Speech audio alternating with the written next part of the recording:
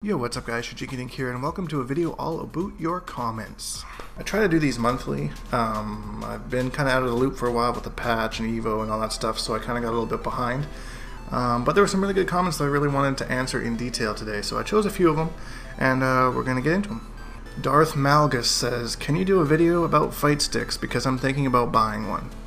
I didn't want to make like an entire video on Fightsticks, because I did one earlier called What Fightstick Do I Use, or What Controller Do I Use. I'll put the link up here to that one. But I don't think I went into the benefits of both of them. One of the main differences between a controller and a fight stick is just like the execution. So if you take like Supergirl's 2-1, 2-1, 2-1 for example, on a controller you're doing this over and over again. And on a fight stick you can just, it's like a keyboard.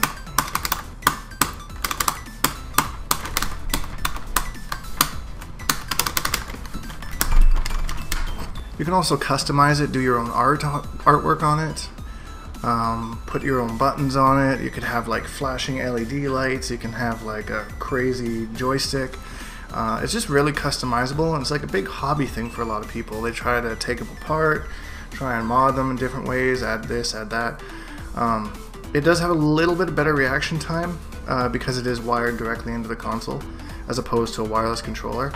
Nothing that you would probably notice just as a casual player, but when you go to the tournament leagues, you know, you want to make sure that you have that stability. The price points obviously are quite a bit different. You know, you got these controllers for like 70 bucks, something like that, and then fight sticks start at about 150, and mine, for example, cost me about 400 bucks, and that's kind of like a, not even like a top of the line one, like a kind of, you know, mid-high tier one, I guess. Steven Sassano says, good video.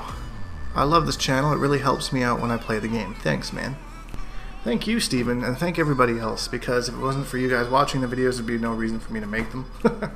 And I'm glad that I'm helping people. That's really like, I know there's a lot of YouTubers out there that just kind of want to put out content, or just like, hey, look at me, hey, look at this. And there are a few videos here and there that I make that are kind of like that, like I'll do a ranked series here, you know, I don't know, maybe a video like this. But most of the time I'm just trying to like help you guys get something out of it. I don't want you to just come here and mindlessly watch videos. I mean, that's cool too if you want to do that. But hopefully you can get something out of the videos I make, and really want to grow the fighting game community even more so. You know, to kind of bring more casual players into the tournament scene. Because it's fun, you know, even as just a hobby, even if you just join a tournament that you're not very good at and you just go 0-2, you know, over time you'll slowly see yourself get better and better and see more results, and it's really rewarding once you get to that upper level, so I'm glad to be able to be a part of it. Medici TV says, can you please show us the gears on your Supergirl, because I love how the shader looks on it. So I believe this was the gear that that young gentleman was referring to. As you can see, I missed another piece of gear here. I have one, but I just don't like how it looks, so I just changed it. Sue me. Have her abilities on there, and then I have the tournament shader. The one that I had on before, I believe, was which one was it? Yeah, this was the one that I had on there before, the Phantom Zone alternate, which I think it looks pretty slick. You got like the black and the red going on. This is my other loadout. I don't use it as much anymore. It's kind of old. I haven't really updated it in a while. As you can see, I have lots of not level 20 gear. Mind you, I play in competitive mode half the time, so it doesn't really mean anything to me. Then we have this one. I try to do like as much of the cool epic gear as I could. I really like those little arm bracelet chain thingies. I think they're really cool. And this is my main loadout right now that I have. I like the Electrum skin. I think it looks really cool, or shader, sorry. And then my fifth loadout is just for Power Girl, if in case I ever want to use Power Girl. Moist. Okay. What's better, sun charge or lasers from all over perspective? So I prefer the sun charge better, just because it's a better combo ender. It does massive damage, and also does really good chip damage in meter build too. So if you do something like this, it does a lot of chip damage, you build a lot of meter. See if I can show you how much a meter it builds. Alright, here we go. Yeah, like half of our meter, just for that one block swing and all that chip damage. So it's really good to save for not only pressure but also combo ender as well.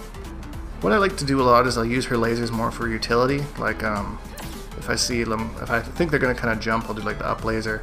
And usually when I'm zoning, I say usually, because there's some matchups where I use her lasers a lot more. But I'll usually throw like one laser, and then I'll kind of wait for the meter to rebuild, just so that I know that I have an option as a combo ender. Like if like I shoot a laser, they block it, and they come in, by the time that I finish my combo, I have my full trait back, and I get a better damage on the ender. One more use for the straight lasers is kind of in the, if you're in a zoning war and you're losing, they're kind of plus on blocks, so you can kind of use them to kind of move in. So you can shoot one and then kind of dash in, or you could follow it up with a meter burn roll, get all the way in. It leaves them in quite a bit of block stun, especially when done from full screen. You can kind of use them as a frame trap too.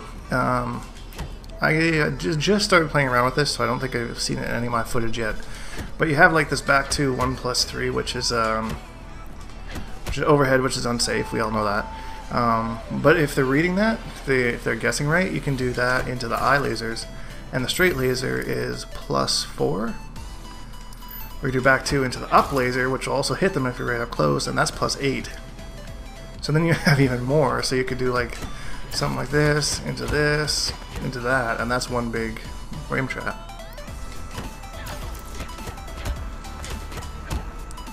Half a bar meter, there you go. And then you could also do the 1-1-2 into the 1-1-2 again if you want. It's kind of cheeky, but if they're respecting your plus frames, then you might as well just go for it. Anyways, guys, that's it for reading your comments. I hope I didn't get a little bit too lengthy in some of my explanations there. I tried to pick some really good questions and kind of answer them in a little bit more detail. So when you're watching the videos, please don't forget to leave a comment, because you could end up in a video like this. Just like these lucky people. It's like winning the lottery, except like not anywhere close to as good. If you enjoyed the video, please leave a like, because it really helps me out, and subscribe, because we make videos every single day. Hashtag Bonehawks and all that stuff. We'll see all you guys in the next video.